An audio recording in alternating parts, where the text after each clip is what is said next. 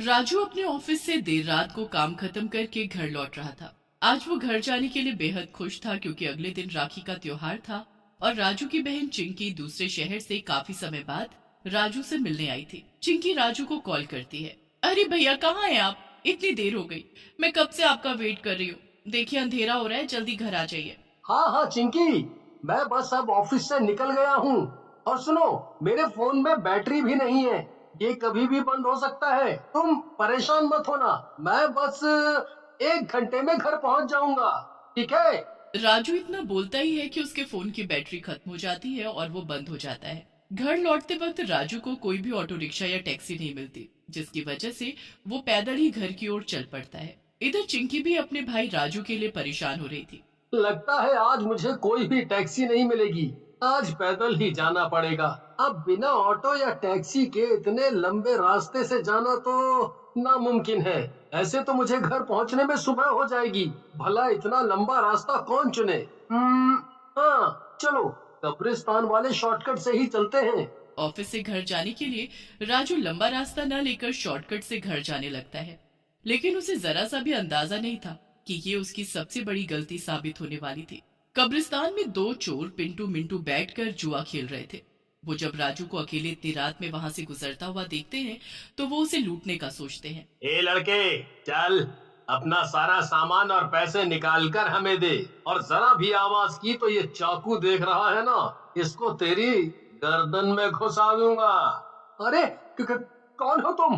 देखो, मेरे पास कुछ भी नहीं है, मुझे जाने दो प्लीज। मेरा जल्दी घर पहुंचना बहुत जरूरी है। तभी दूसरा चोर मिंटू भी उठ जाता है और वो दोनों राजू को घेर लेते हैं। वो राजू से पैसे मांगने लगते हैं। ए, चल अपने सारे पैसे निकाल तुरंत, जो भी तेरे वॉलेट में है, जल्दी कर। बचाओ, बचाओ कोई मुझे। देखो, मेरी अकेली बहन मेरा घर पे इंतजार कर रही है। प्लीज, प्लीज मुझे जाने दो। मगर दोनों चोर उसकी एक नहीं सुनते और उनके हाथापाई में राजू को चाकू लग जाता है और राजू की मौत हो जाती है। अरे रे, ये क्या किया मिंटू तुमने? खाली पीली इसको मार दिया। अब इसके पहले कोई आ जाए, इसकी लाश को ठिकाने लगाना पड़ेगा। दोनों राजू की लाश को वहीं झाड़ियों में डाल देते हैं और उसे छोड़कर चले जाते हैं। इधर राजू मरने के बाद एक भूत में बदल जाता है। वो वहीं अपनी दफन हुई लाश के पास बैठकर जोर जोर से रोने लगता है।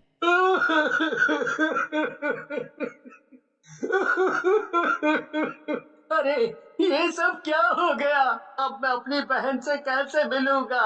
वो कितनी दूर से मुझसे मिलने आई थी, उसे तो ये भी नहीं पता कि मैं यहाँ मर चुका हूँ।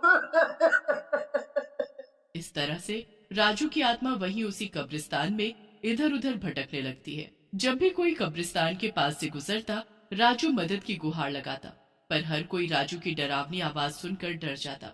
एक आदमी कब्रिस्तान के पास से नशे की हालत में गुजर रहा था। अरे मैं हुस्न परी, मैं जाने जहां, मैं सबसे हंसी, मैं सबसे जवान, सौंदर्य साबुन निरमा, आ, सौंदर्य साबुन निरमा।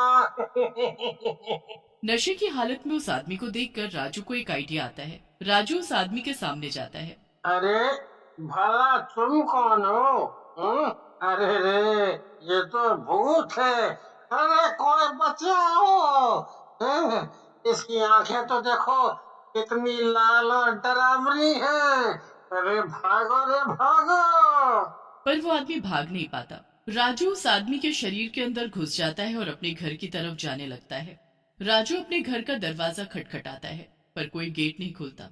उसे अंदर से अजीब सी आवाजें आती हैं, इसलिए राजू खिड़की से घर के अंदर देखने की कोशिश करता है। खिड़की से राजू को जो दिखाई देता है, उसके बाद उसके पैरों तले जैसे जमीन ही खिसक जाती है। राजू देखता है कि उसके घर में वही दोनों चोर बैठे हुए थे जिन्होंने उसे मारा था, और अब वो चिंकी को बंदी बनाए हुए थे।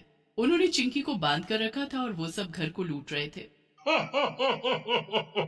अच्छा हुआ, उस आदमी के वॉलेट से हमें उसके घर का एड्रेस मिल गया, और उसने मरने से पहले यह भी बोला था कि उसकी बहन अकेली है और इसका इंतजार कर रही है।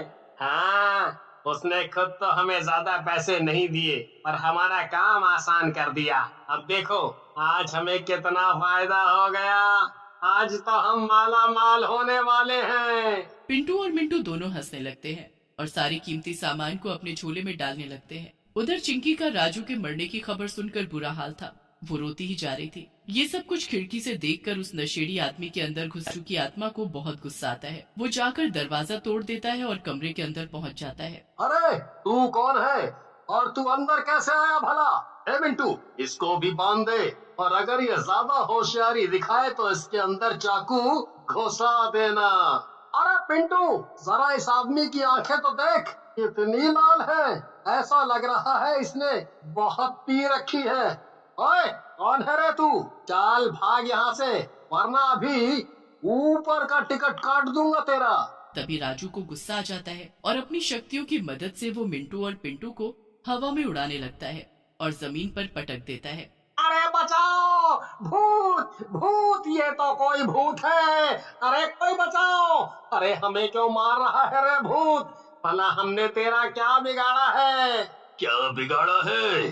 अरे तुम दोनों ने तो मेरा सब कुछ मुझसे छीन लिया है। तुम्हारी वजह से मेरी ये हालत हो गई है। तुम्हें तो मैं जिंदा नहीं छोड़ूंगा। ये सब होता हुआ देखकर चिंकी को विश्वास ही नहीं होता और वो भी राजू से डरने लगती है। पिंटू मिंटू जैसे जमीन पर गिरते हैं वो दोनों वहां से डर के मारे भाग खड़े होते हैं। अब उस कमरे में सिर्फ राजू और उसकी बहन ही थी। अरे कौन हो तुम? प्लीज प्लीज मुझे जाने दो, प्लीज मुझे छोड़ दो। देखो मैंने कुछ भी गलत नहीं किया है, प्लीज मुझे कुछ मत करना। अरे चिंकी, ये मैं हूँ, तुम्हारा भाई। मैं इस आदमी के शरीर के अंदर घुसा हुआ हूँ। उन चोरों ने मुझे मार दिया और कब्रिस्तान में दफना दिया। मेरी आत्मा को शांति नहीं मिली क्योंकि मेरी आखिरी इच्छा अधूरी थी। ये सुनकर चिंकी के पैरों तले जमीन खिसक जाती है और वो बहुत रोती है और फिर अपने भाई को गले लगा लेती है। ये सब क्या हो गया भैया? मुझे बताइए कि आपकी आखिरी इच्छा क्या थी? मैं उसे जरूर पूरा करूंगी भैया।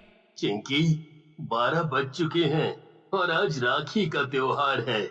मेरी आखिरी इच्छा यही थी।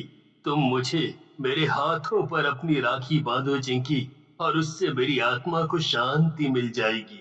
ठीक है भैया, मैं जरूर आपकी आखिरी इच्छा पूरी करूंगी। चिंकी राजू के साथ अपनी राखी लेकर उसी कब्रिस्तान तक जाती है जहाँ पर चोरों ने राजू को मारकर छोड़ दिया था।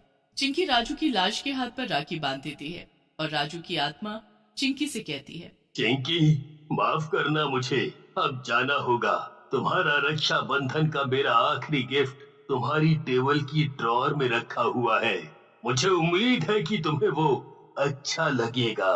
ये बोलकर राजू की आत्मा को शांति मिल जाती है और वो गायब हो जाता है। चिंकी वापस घर जाती है और अपने टेबल की ड्रॉर में देखती है।